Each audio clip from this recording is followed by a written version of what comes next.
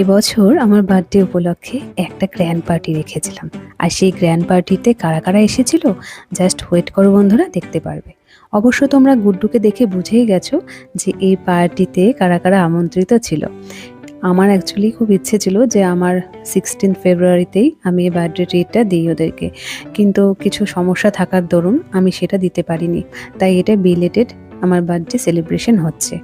তো যাই হোক, সবাইকে অসংখ্য ধন্যবাদ। সোমা, দেবরাজ, গুড্ডু এবং গুড্ডুর সেই বন্ধুটিকে। তোমরা না থাকলে কিন্তু এত সুন্দরভাবে এই প্রোগ্রামটা করা যেত না। আর আমি খুব খুশি, সেদিন রাতে আমার এলাকার সমস্ত ডগি ভাইরা, বোনেরা পেট ভরে ডিনার করেছে।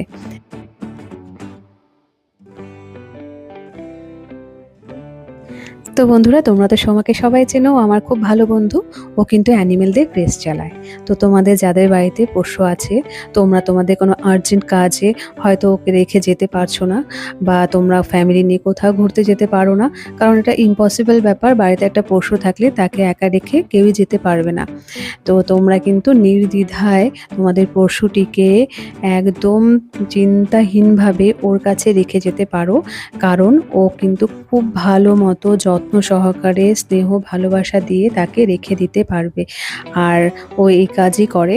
তো তোমাদের যাদের প্রয়োজন হবে তোমরা অবশ্যই আমার সাথে যোগাযোগ করতে পারো, অথবা সোমাকে তো তোমরা সবাই চেনো, তো ওর সাথে যোগাযোগ করে নিতে পারো। ওর কন্ট্যাক্ট নাম্বার আমার কাছে রয়েছে, আমার কাছ থেকে চাইলে নিতে পারো।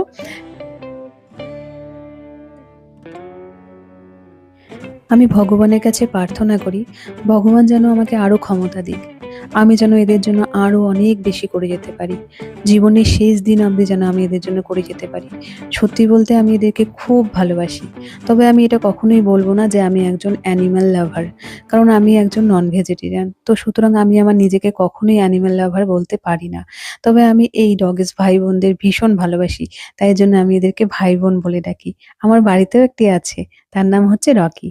তো যাই হোক, তোমরা আশীর্বাদ করো আমি যেন জীবনে এতটাই প্রতিষ্ঠিত হই যেন আমি এদের জন্য জীবনে অনেক কিছু করে যেতে পারি। আর সব শেষে আমি আবারও থ্যাঙ্কস জানাবো গুড্ডুকে এবং ওর টিমকে, কারণ ও ছাড়া কিন্তু এই প্রোগ্রাম একদমই কমপ্লিট হতে পারতো না।